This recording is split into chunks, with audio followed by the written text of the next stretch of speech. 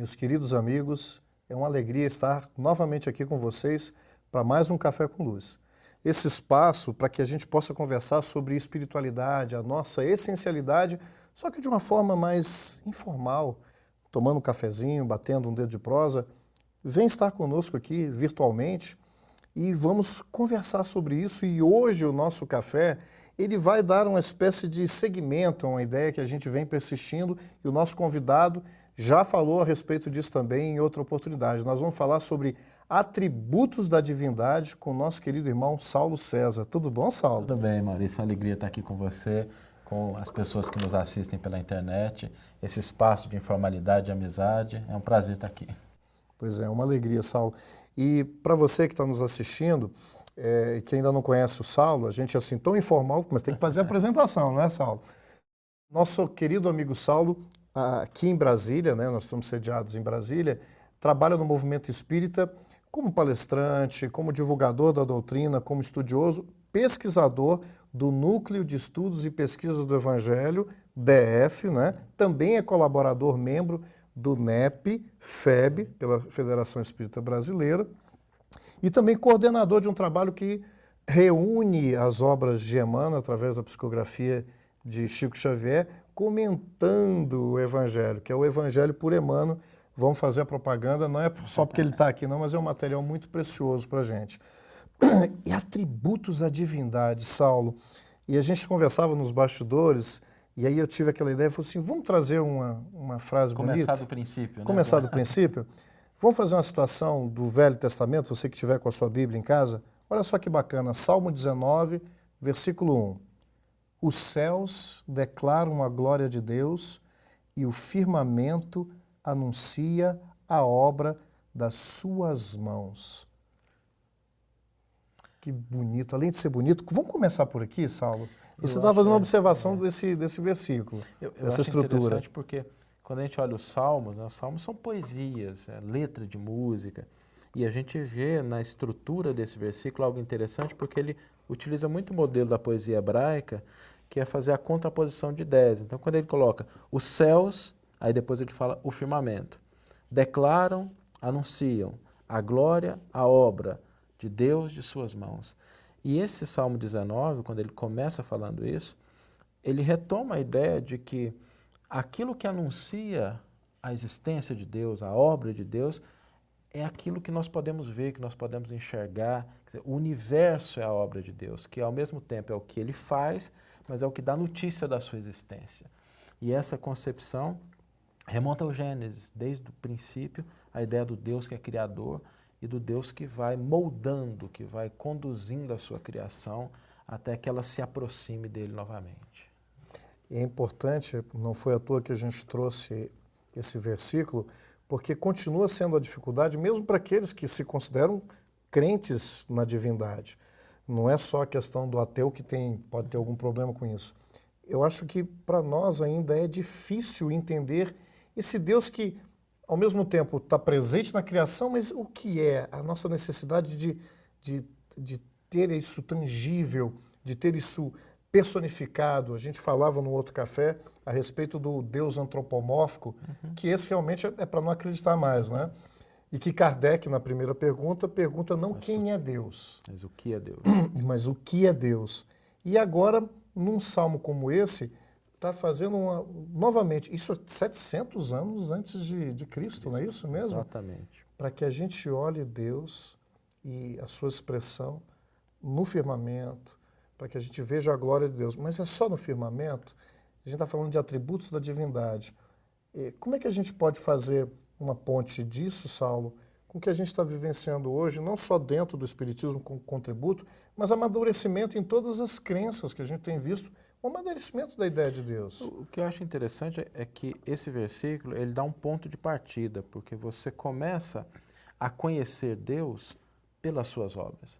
Então, na impossibilidade de você ter um acesso direto ao que é Deus na sua totalidade, que o limitado não consegue apreender o ilimitado, você vai aprendendo o que é Deus a partir do momento que você olha para a sua criação. E isso nos inclui também. Porque quando Jesus chamava Deus de Pai, o Pai dá para o Filho a herança. Então, qual é o caminho para conhecer a divindade? É olhar a sua obra. A gente não tem o endereço de Deus, o WhatsApp de Deus, o Facebook de Deus, mas a gente tem aquilo que ele fez, aquilo que é o resultado das suas mãos, o resultado da sua criação, no sentido figurado, né? Então esse salmo chama essa atenção e que dá essa ideia de todo o processo evolutivo do pensamento, da ciência. Quando nós estamos avançando na compreensão do mundo, do universo, nós estamos também avançando na compreensão do que é Deus, porque nós estamos olhando para a obra do Criador. É como se a gente olhasse um quadro, ou olhasse um livro, e a partir dali a gente começar a entender quem foi o pintor, quem foi o escritor, ou uma escultura, quem foi o escultor, porque o universo é a obra do Criador. E aí, dentro dessa sua linha de raciocínio, fica interessante porque, mesmo nós no dia a dia, nos referimos a Deus como alguém que está, claro, no controle, mas que é alguém que está literalmente interferindo nas ações que, de repente, pelo amadurecimento, a gente vai ver que compete a nós. Porque, pelo nosso amadurecimento, Deus criou os espíritos, ou seja, os seres, né? E os dotou de capacidade de intervir na sua obra. Essa liberdade é condizente a quê? É relativo a quê? Para que a gente possa entender e não culpabilizar ou então até dizer que a divindade não existe por conta dos grandes ou pequenos caos que nós criamos.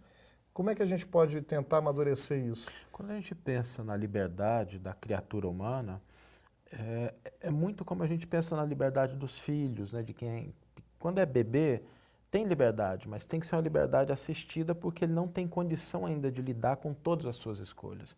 Da mesma forma, a criatura humana. Nós estamos ainda, se a gente for pensar em termos de evolução do pensamento humano, a sociedade humana é muito jovem, temos aqui 3, 4, 5 mil anos, né? Enquanto a gente fala de um planeta com 4,3 bilhões de anos, né? Então, o que acontece é, nós vamos tendo condição de lidar ou de intervir na medida que nós vamos desenvolvendo essa capacidade de criação. E a gente sempre gosta de pensar que, na medida que a gente vai se descobrindo como filhos do Criador, nós vamos potencializando a nossa capacidade de co-criar junto com Ele, de interagir junto com Ele. Mas essa capacidade, essa possibilidade, ela está limitada pela nossa possibilidade de agir de acordo com aquilo que Deus estabelece como limite para o nosso desenvolvimento. Então, esse limite ele é ampliado a partir de um processo de conquista, não de uma dádiva do ponto de vista místico, mas isso ainda é da nossa infância. A gente costuma sempre pedir essa graça divina como se ela já não existisse na própria vida. É fácil falar agora, mas na hora que a gente está passando por um problema, né, depois a gente vai citar. Mas diga aí. A gente pedir para Deus não tem nenhum problema. A questão é o mecanismo que a divindade se utiliza para nos oferecer as coisas que nós efetivamente precisamos. Porque às vezes a gente pensa que algo vai nos trazer uma felicidade e, na verdade, aquilo pode ser um problema. Então, às vezes, Deus dá um pouquinho só para a gente ter um gostinho de que, na verdade, aquilo é meio azedo e a gente deixar de querer. Ou então, quando nós queremos as coisas eternas, as coisas que são imutáveis, que são os nossos valores morais, as nossas virtudes, Deus não confere isso. Ele dá mecanismos para que a gente desenvolva, para que na nossa evolução, nós tenhamos palavras como conquista, vitória, merecimento, alcance, porque aí nós começamos a construir dentro da gente aquilo que de fato é nosso. Não é uma concessão. Pedir a gente pode, agora temos que tomar cuidado porque às vezes Deus vai dar o que a gente precisa e não necessariamente o que a gente deseja. É incrível que quando o ser humano vai descobrindo esse potencial criador, a sua inteligência, ele chega num ponto que fala, não é possível, não existe Deus. Tudo tem um controle. Na verdade, só os processos que a própria ciência vai descobrindo na matéria, só que a gente volta àquela questão, né? Tudo bem, mas todos esses recursos, tudo aquilo que a capacidade humana vai descobrindo, de onde é que veio? A gente ensina para a criança, né? O que é criação do homem e o que é criação de Deus? Ora, tudo aquilo que o homem não consegue ou não pode criar é o quê? Tem que atribuir uma outra causa, né? Mesmo que eu vá, agora já tem alguns anos, já tem ali o genoma todo lido, o genoma humano. Que maravilha! Quando que se pensava nisso há nem 300 anos atrás, né? Sim, mas e os genes? Você vai reproduzir, você vai fazer, vai criar esse gene, e se você chegar a reproduzir algo parecido, com que material? Essa matéria-prima veio da onde? E aí é o lado co-criador que nós vamos ampliando com a nossa capacidade. Eu acho isso interessante porque muitas pessoas ainda pensam em Deus como sendo aquele Deus que ele está presente quando ele derroga as suas próprias leis. Então a gente pensa na presença de Deus, normalmente, principalmente o pensamento religioso faz isso, no milagre, entendendo o milagre como sendo algo que está fora daquilo que é esperado. A gente não pensa em Deus como sendo o autor das leis, o autor do mundo físico, aquele que é causa de tudo isso. Porque a gente ainda não reflete sobre os atributos da divindade, sobre aquilo que efetivamente é Deus. A gente pensa naquilo que ele pode fazer por mim fora daquilo que nós entendemos como sendo esperado comum. E, na verdade, a presença de Deus, ela se faz nas suas leis, principalmente. Nós vamos citar, porque estou guardando isso aqui para o nosso segundo bloco, para a gente fazer até utilização daquilo que os espíritos trouxeram através de Kardec, como algo que a gente até brincou nos bastidores. Está servindo para vários séculos ainda pela Com frente. certeza. Mas antes da gente entrar no segundo bloco, você tocou na questão de que a gente vê muito Deus ou no milagre, ou às vezes na tragédia, no caos, ou na aparente perturbação. Eu me lembrei de uma experiência pessoal, eu me permito colocar aqui. Eu sofri um acidente muito grave de ônibus há uns 6, 7 anos atrás. E eu lembro que a gente via isso muito, eu vejo na televisão, um acontecimento infeliz, e sempre alguém fala, graças a Deus, eu sobrevivi, Deus protegeu meu filho. E eu ainda não tinha pensado que, numa mesma tragédia, vamos chamar assim de tragédia, nesse acidente, Deus não tinha protegido o pessoal que desencarnou, que faleceu e morreu. E eu vivenciei isso, porque quando eu estava naquele momento doloroso, que a gente não vai entrar em detalhes, eu lembro que o meu primeiro ímpeto, quando eu vi, me toquei, né? Estou encostando no ônibus, né? No transpassei. E aí eu falei, graças a Deus que eu estou vivo. Mas eu não ficaria vivo? Graças a Deus eu estou salvo. E o outro, que a gente tem essa experiência de ver, inclusive o irmão desencarnado ali na hora, e aquilo mexeu profundamente com os meus conceitos. Quer dizer que então Deus foi bom quando preservou a minha vida física, essa experiência. Então aquele que ele, entre aspas, não salvou, então nesse momento eu posso originar, como eu vi naturalmente, a gente entende, não está julgando, pessoas falarem com raiva de Deus. Eu presenciei isso na hora. Enquanto eu entrei nessa reflexão naquele momento difícil, eu vi pessoas falando assim, Deus não existe. Tive a oportunidade não de falar do jeito que eu estou falando, mas de abraçar, porque na hora dessa vale o consolo. De um rapaz que tinha, entre aspas, perdido a noiva ali, o corpo estendido, e eu não conseguia falar nada, apenas chorar junto com ele. E ele dizendo, eu não acredito mais em Deus. Naquela hora. Onde é que Deus está presente? Ele está onipresente? Ele é bom? Ele é justo? Ele é imutável? Cenas dos próximos capítulos. Na verdade, do próximo bloco, eu fiz essa provocação, mas você vai pegar daí, tá bom? A gente volta já já com Atributos da Divindade, com Saulo César, do nosso Café com Luz.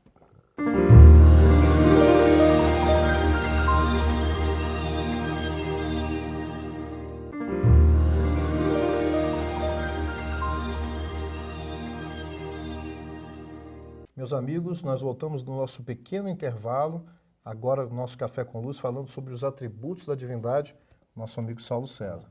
Saulo, antes do intervalo, a gente citou até uma situação pessoal, pedimos até licença para isso, mas ela cria uma identificação muito grande com tantos... E a gente está na mesa de café também tem que ter isso. Tem que ter isso. E, então, você falava sobre isso, foi isso que motivou da gente perceber Deus nos milagres, nos aparentes milagres, nos acontecimentos. Ai, que maravilha, né? Ganhei na loteria, Deus ajudou. Meu filho passou no concurso, conseguiu um emprego, então Deus ajudou. E quando não consegue? Eu acho que essa é uma visão interessante, Maurício, porque a gente pensa nos atributos de Deus assim, quando Deus me atende, então Ele está presente. Então, quer dizer, o atributo da divindade é atender os meus interesses, atender aquilo que é bom para mim. Será que é isso? Qual é a imagem que a gente tem de Deus efetivamente, do que são as características de Deus, para a gente reduzi-lo a quase um servo dos nossos próprios interesses, ou alguém com que se possa barganhar. Por isso que é importante pensar no que é Deus efetivamente, para que a gente não caia nesse equívoco de, às vezes, entender que Deus tem um papel, me manter no meu nível de conforto. E isso é algo que, se a gente começar a pensar em Deus mesmo, a gente vai perceber que é muito limitado para a compreensão da ideia que a gente deve ter da divindade, né? E aí, a gente lembra de uma passagem do Cristo conversando com a mulher samaritana, onde ele dá uma dica preciosa, uma dica não, né? Está nos ensinando que a mulher samaritana passa por um conflito que a gente vê até nos dias de hoje. Onde Deus está mais presente? No templo espírita? Não, o templo espírita ele não vai, não, porque espiritismo não é coisa de Deus. Brincando. Ele está presente no templo evangélico, na igreja católica, romana, ortodoxa. Em qual templo? Na época, no templo da Samaria ou no templo de Davi, né? No templo de Salomão, em Jerusalém? Em qual monte ela deveria adorar? Ela era samaritana. E a resposta de Jesus é fantástica, né? Que haveria um dia em que Deus não deveria ser adorado em monte nenhum, né?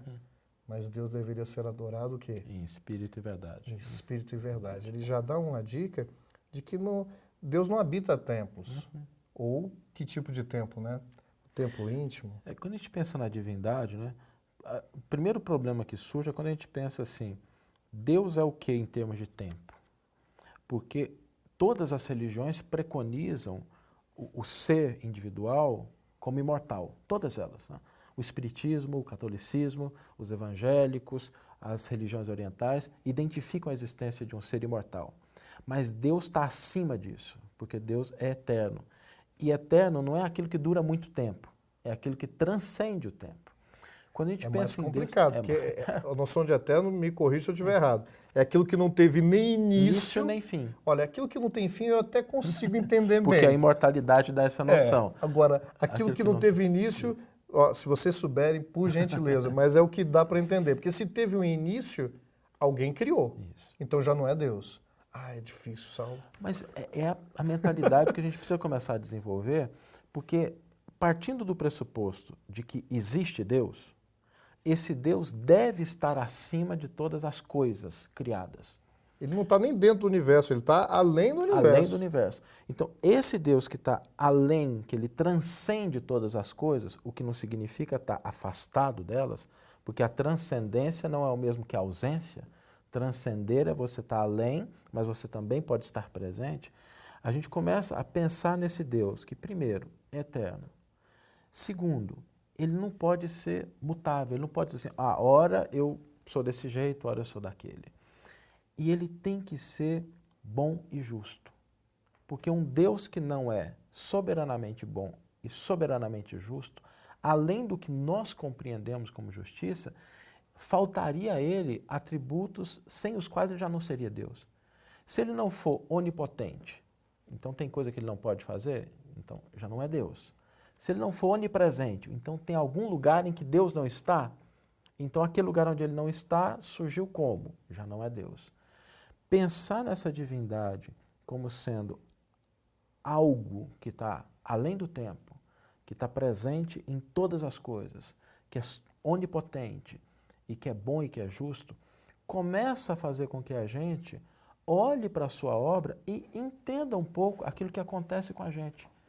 Porque quando Deus dá aos seus filhos a característica da imortalidade, significa o seguinte, um caso desse como você falou, por que a pessoa ela se sente profundamente afetada por uma situação dessa? Porque naquele momento o que impera é o sentimento de perda. É algo que ele perdeu. Mas se a gente for pensar na justiça e na bondade divina, a perda ela é sempre temporária, porque os filhos são imortais. Então o que pode acontecer é uma separação temporária. De quantos anos? 50, 60, 100 anos? O maior que seja a longevidade da vida biológica humana. Isso começa a fazer com que a gente entenda que a bondade de Deus não é uma bondade que se circunscreve a um período muito curto.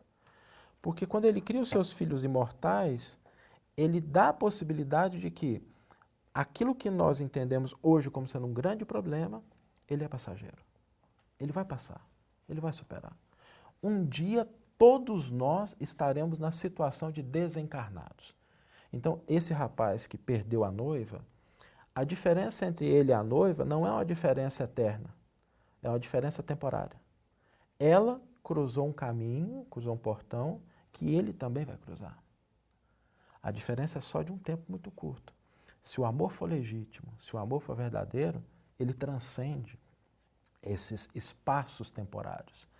Por isso é que quando a gente começa a pensar em Deus e entender a sua justiça e a sua bondade, ela transcende tudo aquilo que a gente possa compreender hoje com os nossos olhos, porque nós estamos na posição do bebê tentando entender as atitudes do pai, que às vezes tira um brinquedo que caiu no chão para não nos prejudicar, que nos leva para tomar banho, que a gente precisa, que nos dá alimento na hora que a gente precisa e não na hora que a gente quer. Eu penso que esse é o nosso estado atual, da gente compreender isso. E você falou do bebê ou da criança, que tende a falar assim, ou ele está me premiando ou está me castigando. Não é assim com a criança? A criança não tem a noção de que mesmo um ato que tira ela da situação de conforto é um ato de amor, é um ato de cuidado. Então, esse Deus, ele não está afastado ou indiferente à dor humana, que faz parte do meu amadurecimento. Mas é muito mais consolador quando a gente consegue aliar a fé com a razão, coisa que nós mesmos separamos durante muito tempo. E esse é um fio que une todas as religiões, que é a concepção da imortalidade dos filhos de Deus, com diferentes detalhes que caracterizam as crenças de cada uma, mas todas elas estão unidas por esse mesmo laço, a imortalidade. A partir daí, a gente tem um ponto que nós podemos utilizar para começar a compreender esse Deus, porque o problema não está em Deus. Deus é imutável. O problema está na nossa capacidade. Nós é que colocamos na conta dele. Está na nossa capacidade, ainda limitada, de compreender Deus e suas ações. E é interessante porque com esse ponto de vista mais abrangente, que realmente é comum à maioria das religiões, se não todas, cada uma do seu jeito, é Jesus falando de uma bem-aventurança que só não fazia sentido numa vida tão curta material. Que felicidade era aquela? Não é? Que bem-aventurança, que vida futura que ele falava. Então, é complexo, mas ao mesmo tempo consolador. E outra, por mais que nós estejamos aqui numa matéria mais densa, né, num corpo, se nós colocarmos como objetivo de vida, por mais bem vividos, ou sem exageros, sem tantas viciações, a vida material como questão última, mesmo na brevidade dela, a gente vai sofrer muito mais. Então, dói, mas eu estou sofrendo, mas não é para sempre. Aí a dor vem, mas o sofrimento não é tão grande. Você tocou num ponto importante. A situação de conforto, que até fruto de um ditado popular, né? Se você está com saúde, todo o resto você resolve. O importante é que venha com saúde. E aí o espírito precisa vir com as suas encrenquinhas e mesmo pronto. Assim, o corpo físico, ele é uma vestimenta transitória. Quem ficou com o seu corpo físico mais do que... A pessoa fala, não leva o dinheiro, não vai levar nem o corpo. Então, até essa situação de conforto, nesse momento, nós vamos deixar para que a gente consiga desenvolver algumas coisas que são além, que são mais importantes do que a visão que a gente tem do corpo físico, que é um recurso. Quando a gente começa a pensar no corpo, no planeta, naquilo que tem à nossa volta como recurso de aprendizado, nós vamos começar a compreender que a bondade e a justiça de Deus é uma bondade que é muito superior ao que a gente pode conceber, porque Ele nos dá aquilo que a gente acha que é o mais importante, mas para nós ainda é assim, só uma parte do que nós podemos ter. Eu sempre me lembro de uma parábola que Jesus contou do rei que manda chamar os servos para prestar conta, e o servo pede para ele assim, me dá mais tempo e confia em mim, que eu vou te pagar a dívida, que é a parábola conhecida como a parábola do credor incompassível. E o rei não atende o pedido dele. Por quê? Porque isso ele já tinha dado. Tempo ele já tinha dado para o filho. Porque os filhos de Deus são imortais. E confiança, não há nenhum momento em que a divindade deixa de confiar nos filhos. A gente é que às vezes vacila na nossa fé, mas Deus está sempre confiando. E aí o que que ele faz? Ele passa uma régua e fala assim, agora que eu estou percebendo que você começou a entender a importância de usar aquilo que você tem de uma maneira correta, vai em frente. Volta para o mundo e age nesse sentido, entendendo que nós somos representantes desses atributos divinos. Porque se nós somos filhos do Pai, em certa medida, nós também somos herdeiros das qualidades divinas que todos nós temos, esses potenciais. Jesus dizia, vós sois deuses, com D minúsculo, D é óbvio, minúsculo. mas reforçando esse caráter que nós temos de caminhar nessa direção. Então, quando a gente pensa num Deus eterno, e a minha condição de mortal, eu preciso olhar as situações que acontecem na minha vida por uma perspectiva mais longa, que não uma vida curta de 60, 70, 80 anos. Eu preciso começar a olhar a justiça, que não é uma justiça que privilegia alguns grupos, mas é uma justiça que transcende as características que nós podemos ter ainda passageiras.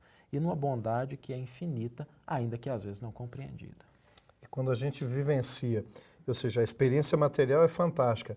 O grave problema é que a gente vai polarizando para ela. A gente pega o recurso pedagógico e esquece que ele é apenas da lição. Então é muito bonito e a gente está aí nos minutos finais, mas eu queria lembrar de uma outra experiência. Nós tivemos recentemente, eu sei que o programa é mais atemporal, mas eu posso falar assim, de um colega nosso espírita do movimento, um homem de bem, ele não precisava nem estar ligado. Ele estava tão bem, consciente do que ele estava edificando, apesar de viver como profissional, como familiar, como tudo, que quando recebeu a notícia da gravidade da doença e ele sabia que estava prestes a desencarnar, ele fez aquilo que é a boa ambição, já que se é que existe isso. Ele falou, eu estou pronto. Não tem que correr, não tem que desesperar. E ele não falou da boca para fora. Até o momento que ele desencarnou, ele demonstrou a serenidade de alguém que sabe que é passageiro, viveu esse conceito, estudou esse conceito e viveu a vida usufruindo dos bens materiais, mas sem um apego. Está na hora de ir, o que é para levar? O que é para levar, Sal? Então, a gente vai ficar assim, o que a gente leva é aquilo que a gente conquista e aquilo que a gente pode fazer em termos de comunhão com Deus. Muito obrigado, Sal. Eu que agradeço, Maurício, pelo café, pela conversa e pela companhia dos nossos companheiras que estão nos assistindo. Um beijo no coração de todos. Até o próximo Café com Luz.